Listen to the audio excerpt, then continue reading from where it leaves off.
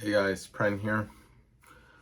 This video is going to be about installing a Total Chaos Long Travel +2 Expedition Series kit on a Gen 3 Tacoma.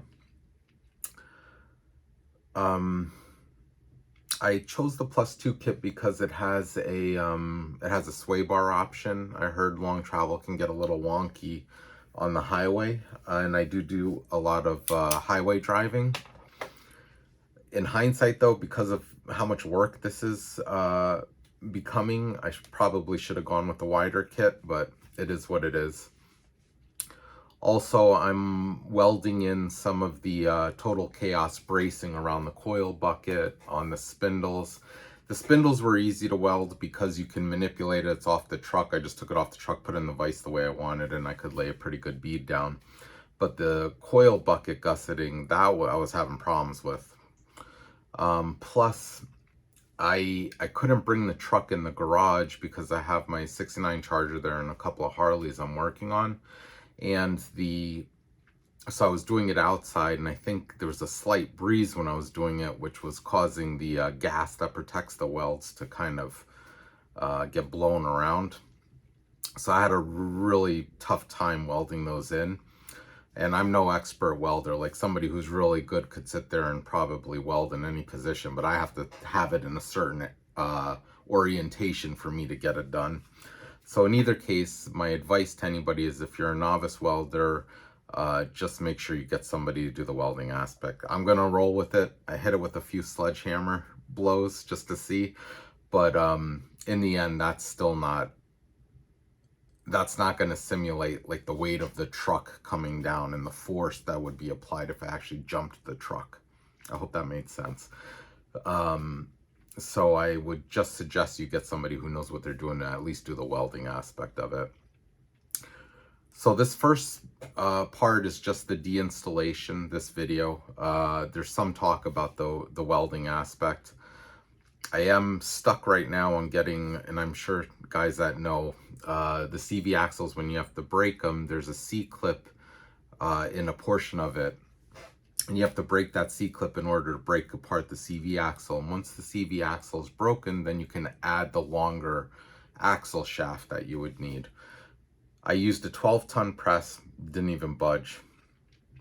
I tried some of the pipe technique where you whack it. I think I talk about it in the video, you'll see. It didn't work. Now I have a 20-ton press bottle jack, and I'm going to put it in the same frame, though. That was the 12-ton. Hope to God it doesn't grenade on me. And I'm going to see if that'll break it. If that doesn't break it, I have to take it to the shop to get it done, because I'm at that point now. Another thing is, if you watch the video, please watch it through first once, because I did make mistakes and backtrack. It was nothing major, but it'll make your life easier. And also there's other videos that are much better than mine out there. Two that come to mind that gave me some of the guidance on getting it done were Yoda Kings and Jesse Rizzo, I believe is his name. I love their channels. They have a lot of Gen 3 Tacoma stuff on there. So I think if there's anything else I wanted to talk about, I think that's pretty much it. So I hope you guys enjoy. If it helps, great. Even if it helps telling you what not to do, then it's a win for both of us. And I'm sorry about the footage. It's a little crappy because I did it on my iPhone, having a problem with my computer and my GoPro uploading and editing. So it's not like I couldn't make it like a really professional type of video. But in either case, I hope it helps somebody. Thank you very much.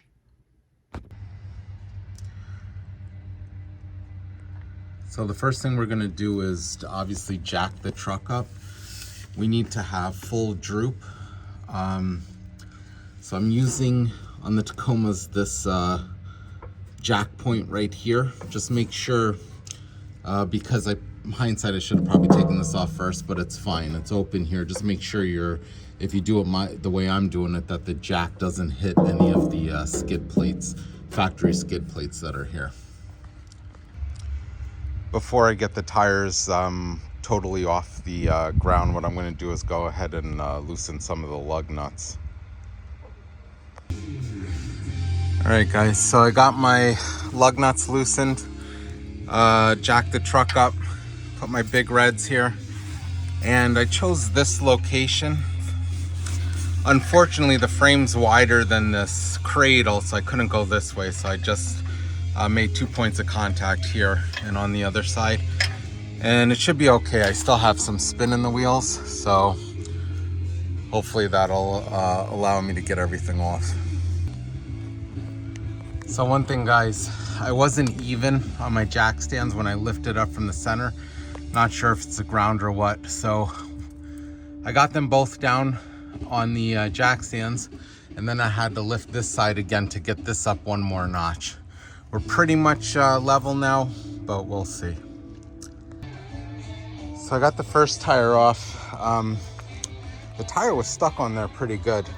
I had a buddy who had the same problem with his Tacoma, so what I did was, while the tire was on there, I just used a little crowbar pressure to pop it off.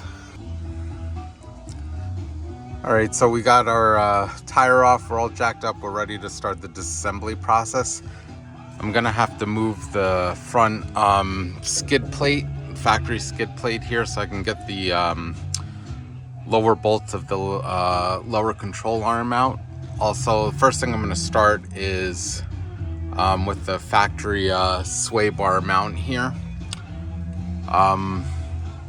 You know, this truck only has, I think, 19,000 miles or somewhere thereabouts, and stuff's already started rusting pretty bad. And I do go on some muddy terrain, but not a lot, so I'm surprised that this looks the way it does. So I'm gonna see if I can upgrade that. And I have gussets, the Total Chaos Reinforcement gusset kit to put on this spindle, so I'll show you a little bit of that as well. And we're gonna go ahead and start disassembly. First I'm gonna do, like I said, the sway bar mount. If you guys get a chance, check out Yoda King. He's got videos on just about everything on how to do it. That's who I've been following for this.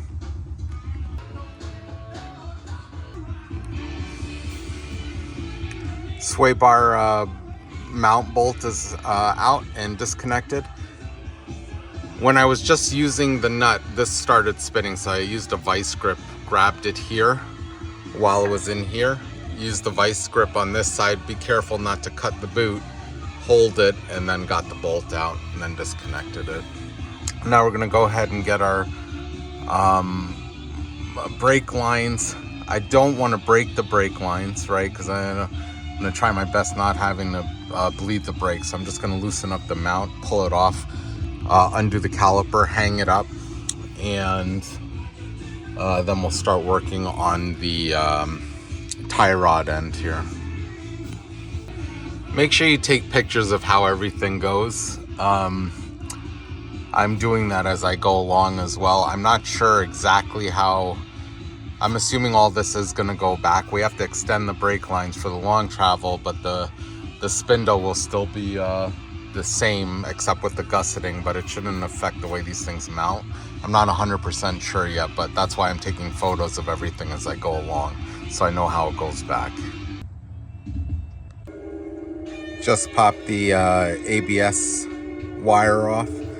There's a little tab there that you have to lift up, and what I used was a little almost like a dental pick to get under there and then pop it off.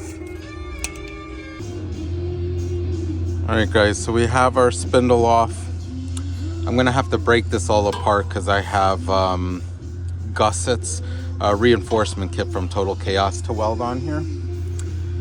And next in this area, what we're gonna do is take off all the skid plates, because now we have to get the CV axle out.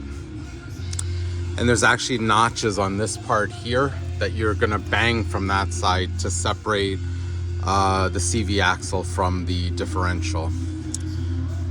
Unfortunately, I have to break this apart too, which from everything I read and saw, it's a real nightmare because I have to put in longer axle shafts. They're +2 shafts, and then basically rebuild this. Hindsight, I probably should have just bought shafts that were already built and then maybe tried to sell these on Facebook or something, but it is what it is. We'll see how it goes. Another thing I have to do is break this castle nut so I can take this lower spindle portion out. I think what I'm going to do is leave it on here right now so it can brace itself against the lower control arm. So then I will be able to remove this nut, or castle nut. Of all the things that give me a problem, it was this cotter pin, believe it or not. But now that's out, so I'm gonna go ahead and remove this and drop this. Alright guys, so I basically use this tool to pop my lower spindle, 2 lower control arm bracket, I guess. I don't really know what this is called. So this works pretty good. I know people sometimes use pickle forks and all that stuff, but I think this is fine. Worked pretty good. Next thing we're gonna do now is the skid plates and get them out of here. So we're under the truck now. We're gonna take both these skid plates off, factory skid plates. And basically you have 1, 2, 3, 4 bolts on the first one, and I can't tell you how many times I've had this thing off already. And the back one, I'm not sure yet how many we're gonna have there. So the front one's off now. It looks like there's 4 in the back too. They're just a little bit deeper up into these bracket places here. And then there's 2 in the back over here. I think this might be a good time. I wanted to add a block heater to this because I do go to Canada quite often. So I may do that too while everything's open. And also, when I take these off, right now this is the other side than what we're working on, and we're over there. I'm just gonna mark everything. I don't think I'm gonna reuse these alignments. I don't know if it'll help me because the long travel's longer, so I don't know if it well, I'm pretty sure it should affect the alignment, but I just want to get it close enough that I can drop it to the shop. So I might just mark these just to just so I can get close and see where we are. So that's where we are now. We're gonna remove this one, and then we will work on, we'll get back to that side, and I'm not sure yet if we're gonna take the shock out or if I wanna drive the axle out, because I'm a little hesitant just leaving it there for now. Bag and tag, folks, bag and tag. Makes life a lot easier during assembly. All right, guys, we're underneath the truck now. We're about to, I've decided to remove the axles first. So what you want to do is take like a large screwdriver or something, wedge it in there, and then hammer it from underneath the truck outwards, and then rotate as you go. It's probably easier with 2 people. Right now, if you remember, I have that end hanging from a bungee cord, so I'm hoping this will work. Sorry about the sun, it's in a bad position there. Yep. All right, guys, I tried to block the sun a little bit so you could see. We're basically taking a screwdriver or something, and we're hitting in these indents to try and drive the axle out of the diff. We got one broken here. Not broken, but the actually driven out. So now you can see that the diff oil's coming out. Probably should have drained that first. So first axle's out. We're gonna have to break this apart, and I'll cover that in a video too. One of the sides has, I believe it's the outer here. The burr field is a little bit hard to disconnect from here, but well, there's a few options I saw. We'll see which one works. All right, guys, so next step I think I'm gonna do is pull the upper control arm, I'm thinking. I have to release the rest of that, the hose back, the brake line bracket that's on the top of that upper control arm, and then I'm gonna remove the those I guess I don't know what they're called, dust covers on both sides. Basically, you just use a panel tool and pull them up. And then we'll get the upper control arm out, and then I guess we'll start working on the shock, and then finally we'll get the lower control arm out. Like I said in the previous recording, I'm going to just mark how that cam adjustment is for the lower control arm. I don't know if it's going to be relevant when I put the long travel in, but I'm hoping it'll still get me at least close, so I'm able to drive this to the shop for the alignment when we're ready. So I just popped out the these dust covers, and right now I'm just flipping it down. I don't think I need to remove the whole thing, but I'm not sure yet. But if I don't, I'm just getting them out of the way.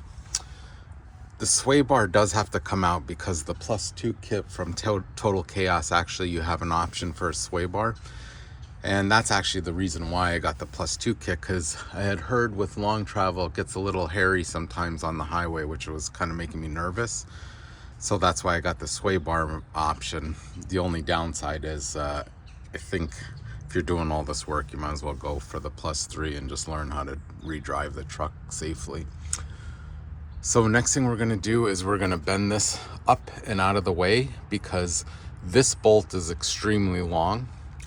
We're going to loosen it from that side first, and then we have to drive the bolt out this way. And of course there's a lot of stuff here behind here, like wiring harness. So I'm just going to take a needle nose, pinch this off, push the wiring harness out of the way so we get more room to get the bolt out. I think I'm getting to the point where I always question my life choices, and I think I should have just dropped this off somewhere to get it done. But now we're in deep, so let's see how it goes. Right now I'm just loosening the top shock bolt here while the shock is still in the within the control arms. I just so I can have a little bit more force applied to it without it moving or turning. That's why I'm doing this now, and I just used a vice grip on the top of that to wedge it so that doesn't move, but the nut will come out. So I went to an adjustable so I could use my ratcheting end here, and I think at this point now I'm going to loosen this. So I got the lower shock bolt loose. Before I go any further with this though, I just want to make sure I take a picture or do some markings with those cam alignment tool pieces there.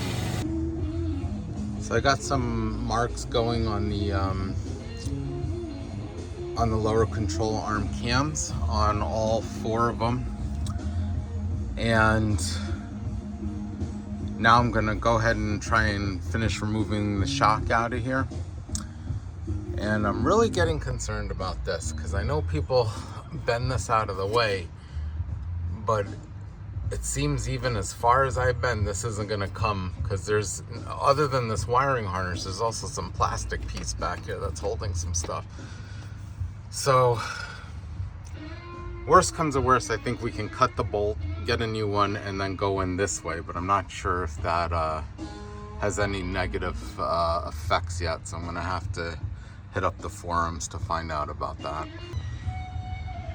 So right now I'm gonna go ahead and start taking out the bolts for the lower control arm.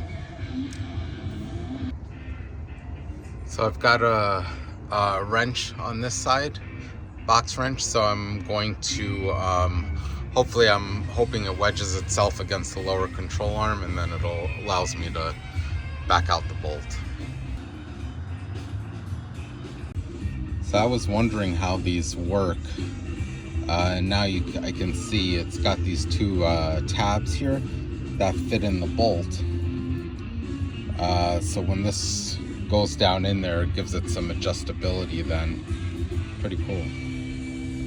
So that's the rear one with the those tabs I was talking about, but the front one, the one towards the front of the truck, does not have those. So I guess maybe it's angling it just from the rear. I'm not really sure.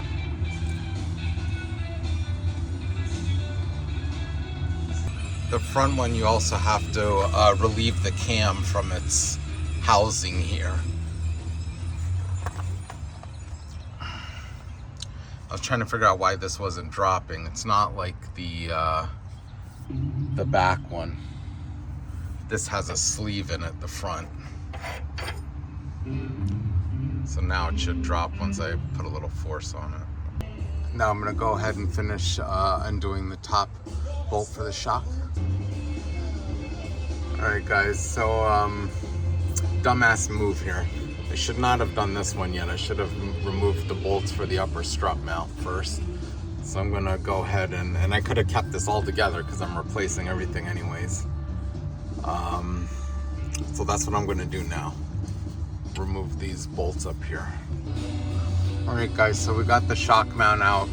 I just have to drop the control arm, a lower control arm, and then it should pop out. The bolt, there's 3 bolts. The one all the way in the back was a real pain in the ass to get out, but it's out now. So lower control arm's out now. Now we just have the upper to do tomorrow or whenever. I think that's it for tonight for me. I'm still a little worried about that. I don't know how the hell I'm gonna get that out, so I'm gonna watch some videos. Everybody usually shows the passenger side coming out, not the driver's side. But I could be wrong about that. Maybe I just gotta investigate some more. So we'll see how it goes. Thanks for watching. Alright guys, so I'm using a 19mm here, and I've just loosened this. What I had to do, because it was pretty tight, was use BFH behind here, and I just hammered up.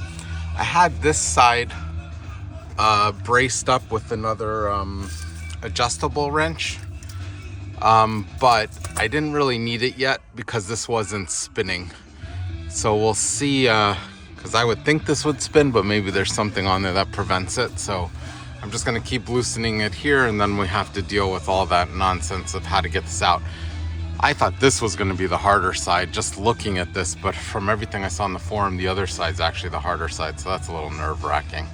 So we'll see what happens.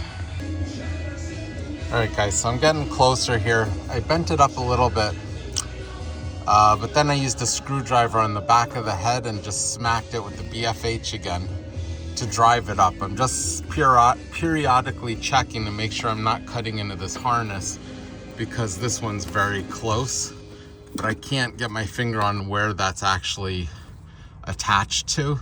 So I'm just trying to see if I can drive the head of the bolt past that without damaging it. And now, since the head has gone, the head's out of range of the screwdriver, now what I'm doing is,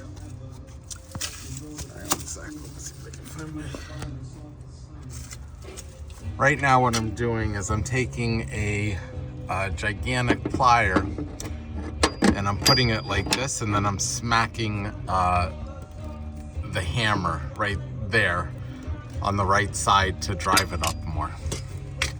Seems like it's working so far. So you guys can see here now, it's free spinning and we got it out. Yeah, thank God. I don't know how the hell I'm gonna get that bolt back in, but we'll see.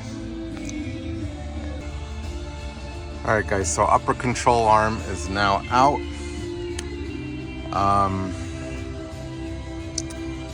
We do have, I was trying to kind of leave the, look at the size of this thing, the bolt up there so I could just drive it back in, but while I was doing this, I started ordering other stuff that I need to weld in, like a bucket brace I got, and a few other things.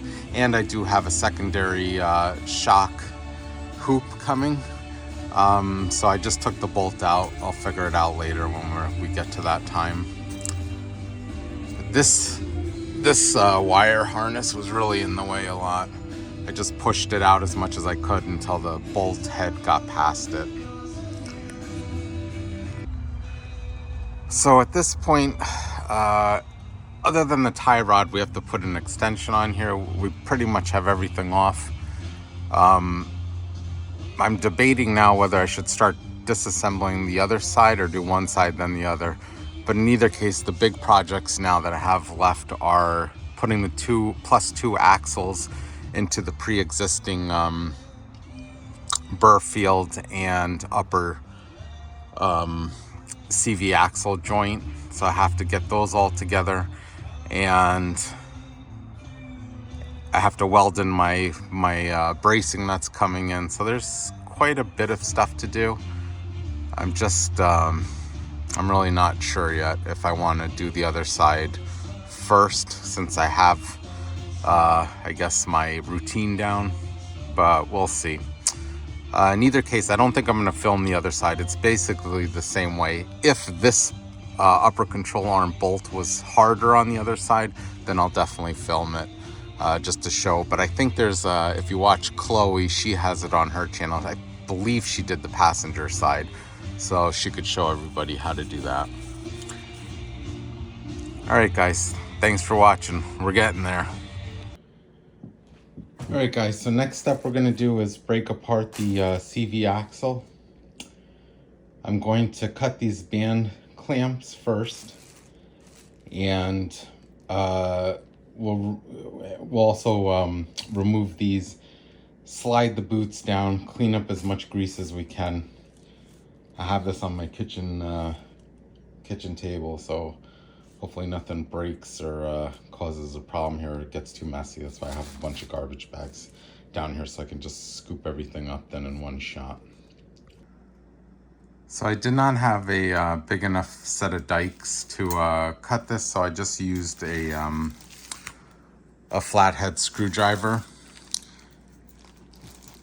Basically what happens in these is this little tab here goes into the first hole there, and that basically clamps on, and then with a special tool you take this side and it crimps it basically, and what that crimp does is it pulls this tighter, since this end piece was hooked on that tab, and then it just constricts it so it holds whatever you have.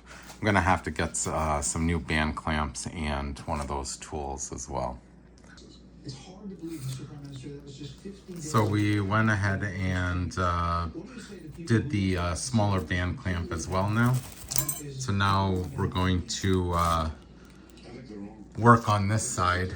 So this side will come out with a snap ring, and this should basically, once we get the boot off, should come out.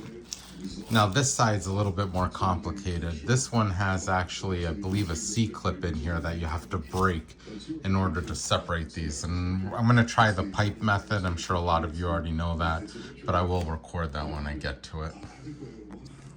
All right, guys, so we got the final band clamp off now. So I'm just gonna stick a screwdriver in here, and basically there's a groove under this part of the boot that this sits in, so you just have to pop it out, and then you should be able to slide it down. All right, guys, so this basically just pulls out, and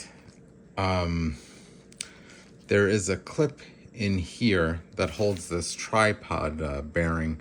Not sure if that's the exact word for that, but basically it holds that in place. We have to take that off, and then we're gonna pull the boot down. We're gonna use a brass punch to drive this off of the axle shaft.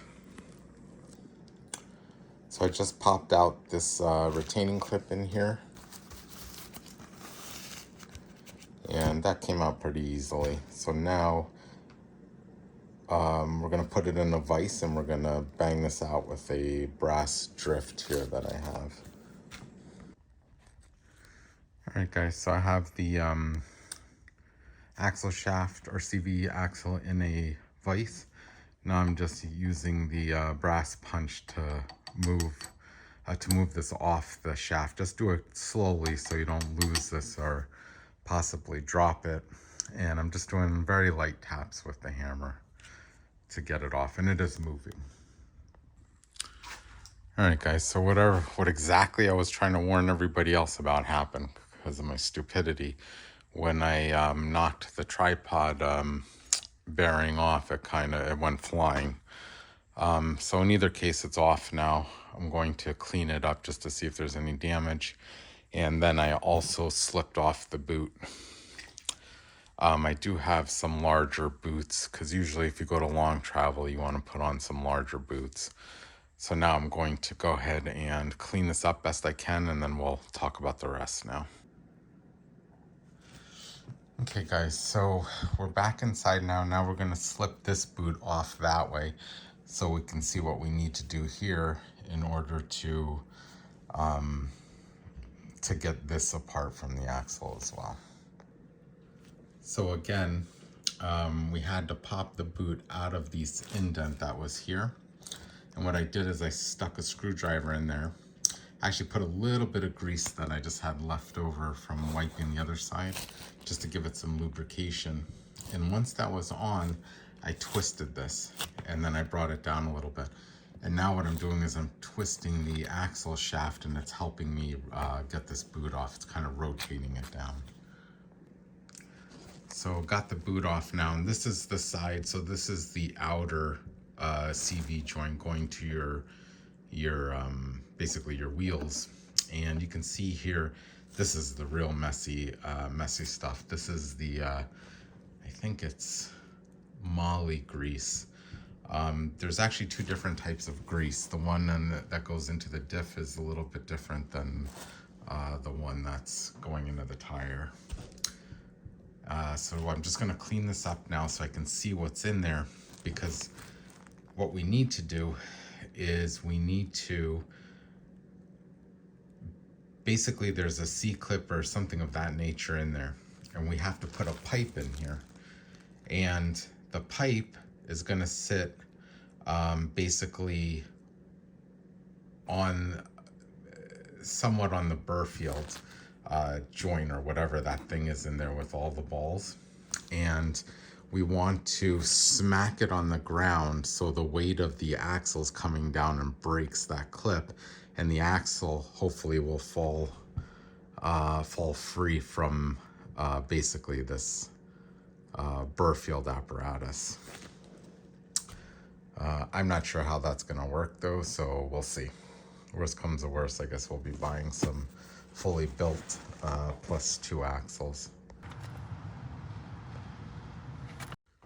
All right guys, so we got a unfortunately Home Depot did not have anybody that could cut that pipe tonight, but I didn't want to wait, so I just thought I'd cut it myself. That's a 10-foot pipe, and it's 2 inches wide, so I'm hoping this will be good enough for us to separate the Burfield from the axle, and I'll show you guys how I'm going to do that. Right now I'm just marking off a 3-foot section from this end of the tape to this initial edge of the tape.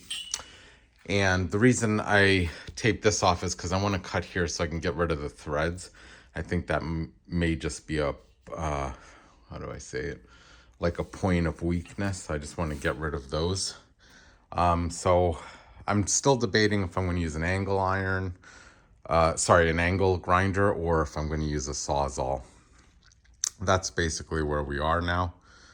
So once we have this cut, then we'll start working on the axle. And I think that's even excessive, the 3 feet, now that I'm looking at it, for what we need to do, but we'll see how it goes. So I've decided on the Sawzall, and I'm gonna actually cut this side first, because right now there's nothing really bracing that. And when I was out here, I could see there's still a lot of jiggle. So I'm gonna cut it here once, take this extra large piece out and just store it somewhere for something else. And then I'll re-clamp this into the vise so it's more secure and won't jiggle as much as at the end when I cut off the threads. So we got our first cut done here, and I'm just gonna finish it off a little bit, and then we'll, like I said, we're gonna re-clamp our initial piece in that we need. Okay, so our pipe's done now. I am gonna clean this side up a little bit, because this is a side I intend to put up against the star piece that's in the burr field. And you know, from everything I've seen and read, that's a very strong material, but I still don't want to give any chance to mar it up if I can prevent it. May even just throw some duct tape on the edge here just to kind of protect it a little bit. All right, guys, so what's next is I'm going to take this out. I'm going to stuff the bottom of this with shop rags, a bunch of shop rags. And why we're doing that is we're going to hold this up vertically. And let's, for example, say this bottle is the burr field.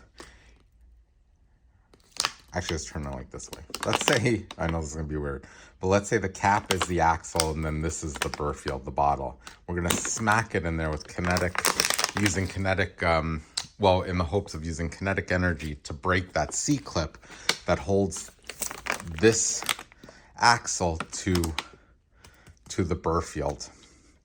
So when we slam it on the ground, the axle, which is the cap in this case, is going to go through there and then drop down the tube to the cushioned landing from the shop rags. We'll see how it goes. Lots of people say they weren't able to do it. Some people said they had high success with it, so we'll see how it goes. But basically, that's what we're going to do. So imagine that pipe upright, and then the bottle being the burr field and the axle, and we're just going to smack it on the ground like that. Now we're packed up on the bottom with shop rags. I'm going to flip it around. I am going to cut this hole with this is Gorilla Tape, and I'm just going to cut it so the axle can sit through, and then now we're going to start the banging process. Some people just use the burr field and hit it like that, but I think I'll probably use the whole thing just to get a lot more. I'm assuming it'll give more force, but we'll see. All right, guys, we are, I want to say 20 whacks in and still no failure of that C-clip. So we're going to keep at it here and see what happens. All right, guys, we're about 20 smacks in and my concrete floor is giving up before this thing. So what I also tried to do, if you remember from the pipe we cut, I had that extra piece, the threads. I put that under where this pipe is now, and I put it in my little shop press downstairs. But that's only 12 tons, so that didn't even budget. So now I'm thinking maybe to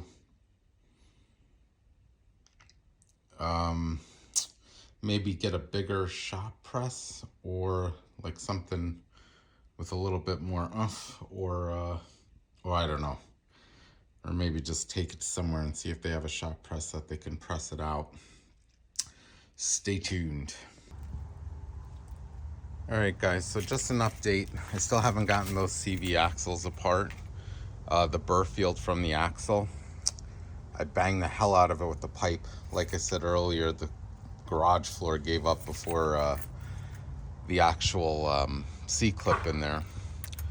So what I'm gonna do right now is I'm taking a break from that.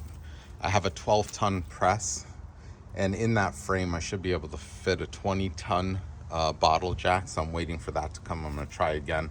If that doesn't work, I'm just gonna cut them. It sucks, I didn't want to do that and waste them, but I don't care at this point. In the interim though, I'm gonna start disassembling this side. I also ordered the wrong coil buckets from Total Chaos, so now I'm waiting for those too. So I'm just gonna prep both sides, get everything ready to start welding in that stuff. So that's where we are right now. This, I'm not gonna record this. Because it's basically the same thing as the other side. The only thing I will record probably is removing that upper control arm bolt if it's harder than the other side. All right, guys, we pretty much have the passenger side disassembled. I still have to do the shock assembly, get that out. But first, right now, what I'm gonna do is remove the sway bar. So we have the links off on both sides, and then we have 2 bolts here and 2 on the other side to get rid of. and then we can drop this out of the way. All right, guys, I got the sway bar out, had to do some fancy finagling here. I think it's easier just to drop these brackets and just pull it down. But in either case, I got it out. And all I'm doing now is I am gonna reinstall these just so I don't lose all the hardware. Because the Total Chaos sway bar, I'm not sure how it mounts up yet. So I just wanna have everything ready when that's ready to go in. And just remember, because for me, these all dropped, slot goes to the front. Okay guys, so the next thing I did loosen the shock bolt, but the next thing I'm going to do is drive the CV axle out, and then I'll mark up those cam bolts like we did before on the other side, and then we will drop the lower control arm. Then we'll work on the real hard one. Alright guys, CV axle's out. I did some of my marking on the lower control arm cams as well, just to, like I said previously, see if I could line it up best I can to drive it to the shop for alignment when we're done. This side was a little bit harder. I think maybe it's because I didn't jack the truck up high enough, and I'm also a fairly big person, so it was hard getting in there and getting leverage to use the hammer. But eventually it came through. I just hit it, tapped it a little bit on those little indents, and then rotated it.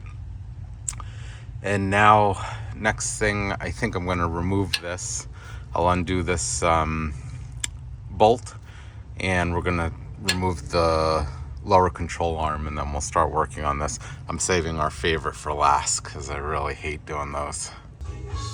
Alright guys, so same as the other side, I pushed in the tabs for this harness back here. I'm going to bend the metal again out, this part of the fender. And this particular, I think it's a cooling line, but I have to see where that mounts, and I want to try and just give it a little leeway as well. I have a feeling it's one of these two clips, but I'm not sure yet. So this hose that I was worried about, or this line, there's actually just a little like a C clip that it snaps into. So I just pushed it out a little bit, and I feel like I got enough leeway here to get it out. So I'm gonna do the bend now, and then we'll open it and see what happens. All right guys, so we have the bolt. It's hitting a little bit here. I have to see what exactly is there that's getting in the way, but it's nothing, it's no wiring or this hose. I've pushed them significantly out of the way. So I'm gonna keep at it, but I'm calling bullshit that the passenger side's worse than the driver's side, because the driver's side was a headache getting that one out, but this one came out pretty easy using the same technique. All right guys, so we're free here. We got it out. It's nice and loose, and there's plenty of room now to get the rest of it out. Just trying to let this nut drop on my nuts here. There it goes. All right, thank God that's out. All right guys, so last thing we're gonna do now is get the shock assembly out and loosen it, or undo it up here with these 3 bolts from the coil bucket. I did get some bucket gussets to reinforce this, and unfortunately I think there's a lot of hard lines. I'm gonna have to move around for that. So that kind of sucks, but we'll tackle that when we get there. All right guys, so I think that's a wrap now. We're gonna work on welding up the gussets onto the spindles first. So for now, I'm gonna say disassembly is finally finished.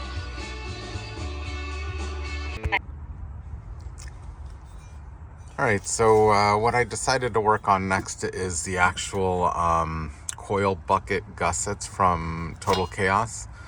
So what I'm gonna first do now is just remove some of these wires that are attached to the coil bucket, and and we'll see later how to install everything back. Don't really know what this case has in it, so I'm going to open this. This is probably going to have to move to at least enough to get the brackets in place, and we're going to undo this as well, so we have a little bit of leverage there to move things around as we need. And then we're going to just grind where we will be welding. I also have that Steel It, it's like weldable primer paint, so I'll probably just put a coat on all of this first, and then get everything set up, and then we'll look how we're gonna mock it up. All right, guys, so I'm not gonna get away with not removing these hard lined brake lines.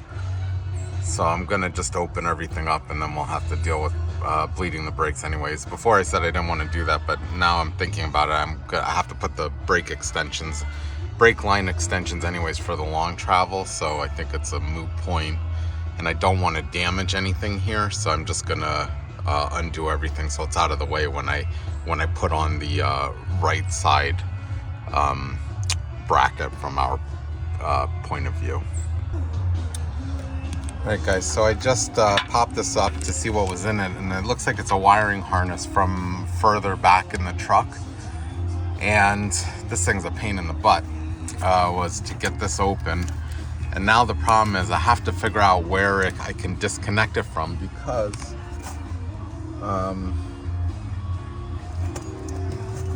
this is the right side bracket, and that wiring harness has to pass through here, I believe. If I want to utilize that plastic part. I don't really know what I'm going to do with that plastic. I don't want to casing, I don't want to remove it, but I have to figure something out to get that to pass through here comfortably without compromising the integrity of this bracket. So guys, right now I'm thinking of just pushing that out of the way, because I don't really know how I'm going to get this around that, meaning this wiring harness, because up top I can't see if there's a connection going into the fuse box, which I thought there might be. Then it would be easy to unclip it from there, but it doesn't look like that. It's almost like the individuals wires are going up into there and then getting feeded to each fuse. But the problem is also I have a dual battery set up there, and I don't really feel like moving all that out of the way. I think if I just move it out of the way, get the brake line situated correctly, then it should be fine. But I'm still contemplating.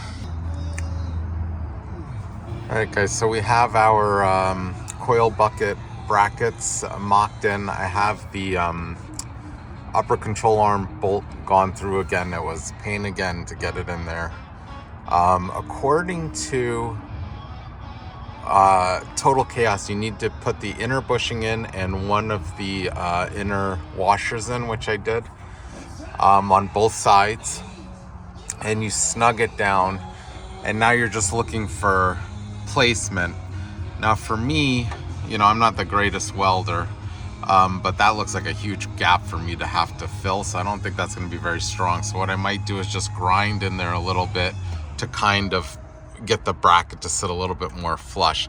But the key thing you want to make sure is that the bushing is flush between the washer and contacting with the actual coil bucket in this, so that sits nice and flush.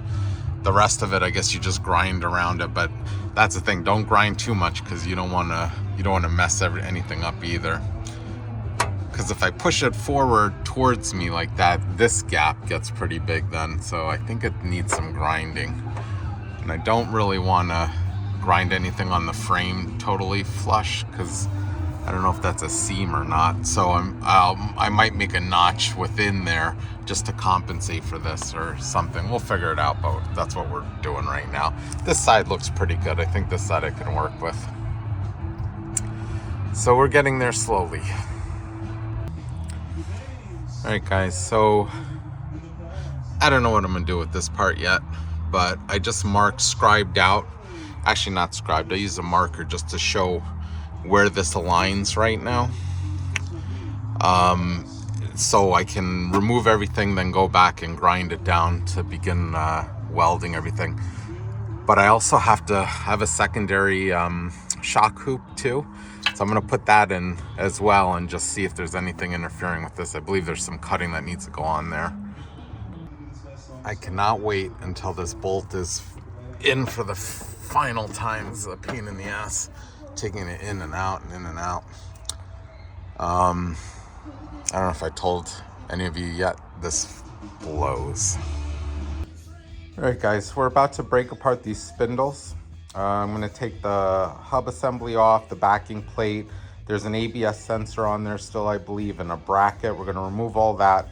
We're gonna grind down the paint, the factory paint, in order to be getting it, in order to have this prepped to weld in those Total Chaos spindle gussets to make these a little bit stronger. Now, you may be wondering, why did I jump from the coil buckets to the spindle gussets? And the reason being, I don't weld every day. So I just want to get my feel for it again by doing something that I have complete control over the location. This, I may put in the vise or something of that nature, but just to get get myself acclimated again to welding. Also, in regards to the welding, I'm using a 220 volt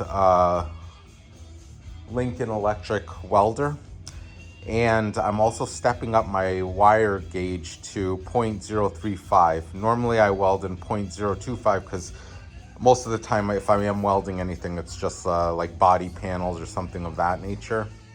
But because I usually work on older muscle cars, but for this, since it's going on a frame, I wanted to step it up. I believe for the 1/8 inch steel that those gussets are made out of, you can go all the way up to 0.045, but I thought I would take the middle of the road and do the 0.035. Okay, so we're gonna go ahead and start working on this. If you remember before, I had loosened these bolts already, and I'm just gonna pop this off and then we'll start taking the rest of this off. I believe also there's a seal in there that we'll have to remove, but I'll show you guys that when we get there. So we have our hub out, the backing plates out. Now this is the seal I was talking about. We have to get that out. And then the ABS sensor here. And also this bracket here. So right now I'm just mocking it up a little bit. I have to get these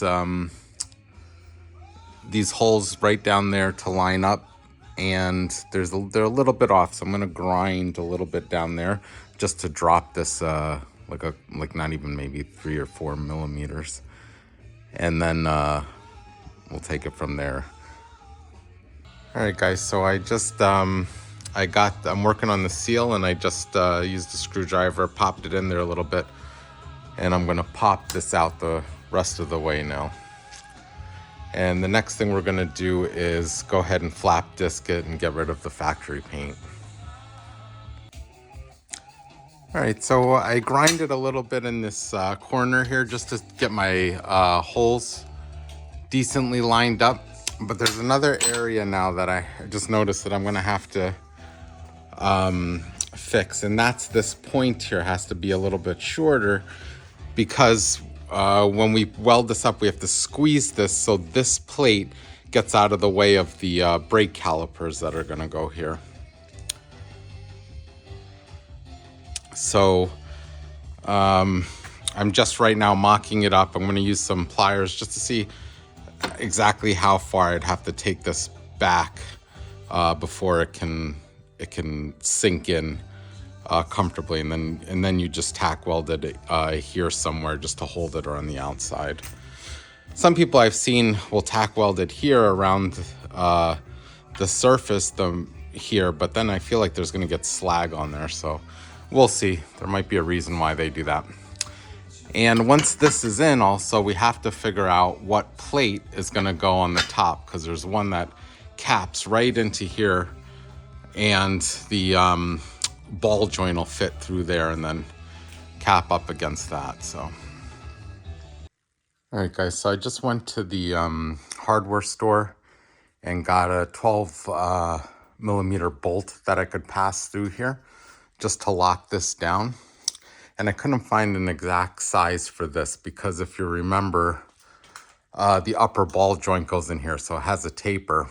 So I could only find this bolt that's pretty close, but I just wrapped some tape on it because this bolt doesn't have like a shoulder like this one has a longer shoulder, and I don't want to mess up the surface in there.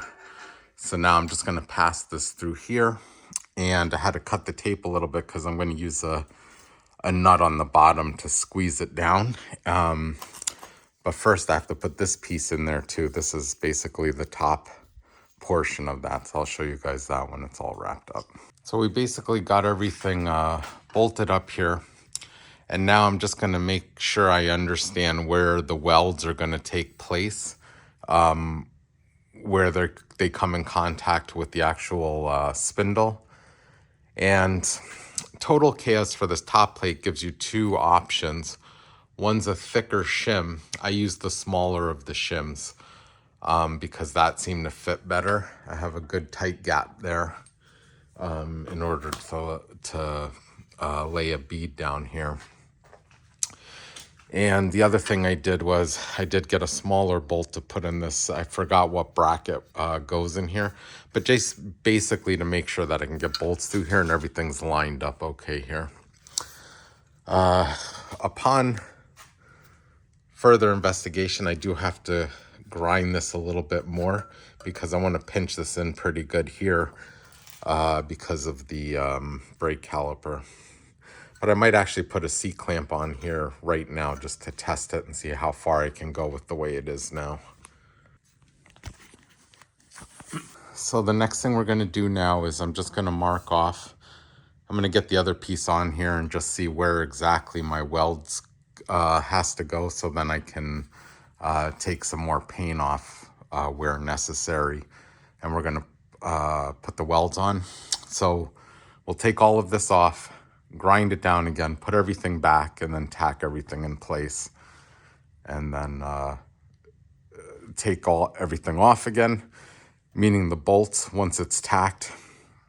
And then we'll go ahead and finish the welding process, at least for this side. On further contemplation, I think I'm going to try and bend this a little bit. I don't know yet how I'm going to do that. I'm going to see if I can rig something up in my 20-ton press downstairs to see if I could bend it, or I'm not sure if I'll just put in the vise and hammer the shit out of it.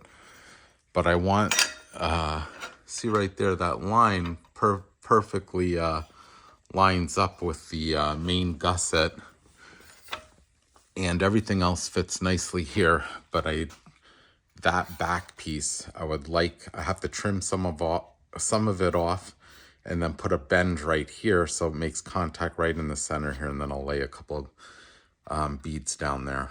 So next step is first I'm gonna do the bend on this, test fit it, make sure everything works out there, and then we'll go ahead and do the other steps that I had said. So from the directions here from Total Chaos in the bottom left here, it doesn't look like they put that curve I was talking about in that piece. It looks like they just did something like this here. So what I'm thinking is maybe I'll tack that piece in once I know the big piece is where it needs to be. I'll tack that piece in, take that off, and I can weld on this side and the other side, and both sides of the here as well. Put the big piece back on and then finish welding this piece to that.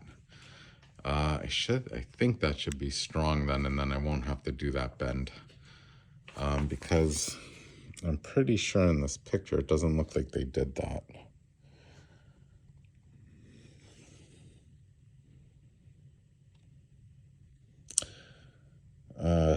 Actually, I am not sure.